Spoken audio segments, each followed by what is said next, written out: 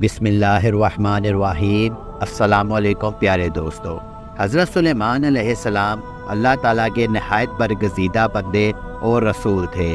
اللہ تعالیٰ نے آپ کو بہت سے معجزات سے نوازا ہوا تھا، جس میں ہواؤں پر حکومت، سمندر پر حکومت، انسانوں پر حکومت اور یہاں تک کہ آپ کو جنات پر بھی حکومت دی گئی تھی۔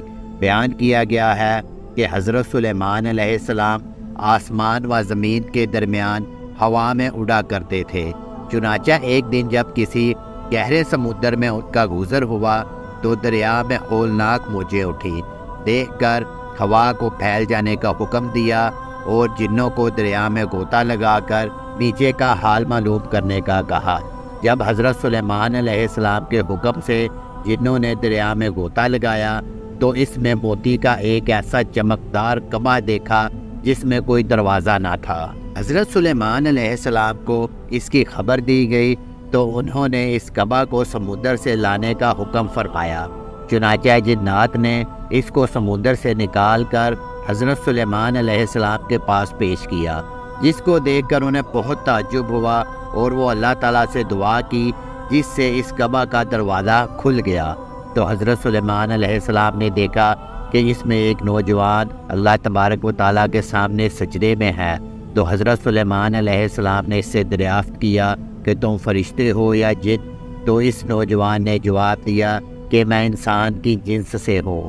اس کے بعد حضرت سلیمان علیہ السلام نے دریافت فرمایا، آخر یہ بزرگی اور فضیلت تجھے کیوں کر حاصل ہوئی؟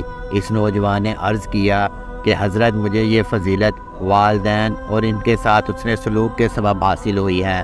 میں اپنی ضعیف والدہ کو اپنے پشت پر لاتے رہتا تھا اور ان کی دعا تھی کہ اے میرے معبود تو اس کو سعادت عطا فرما کہ میرے مرنے کے بعد اس کا مقام ایسی جگہ میں متعین فرما جو نہ آسمان میں ہو اور نہ زمین میں۔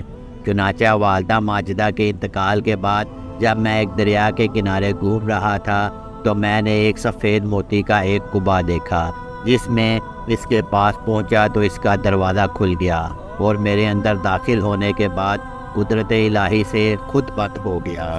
مجھے نہیں معلوم کہ اب زمین میں ہو یا آسمان میں ہو یا ہوا میں، اللہ تعالیٰ اسی میں مجھے رزق عطا فرما دیتا ہے۔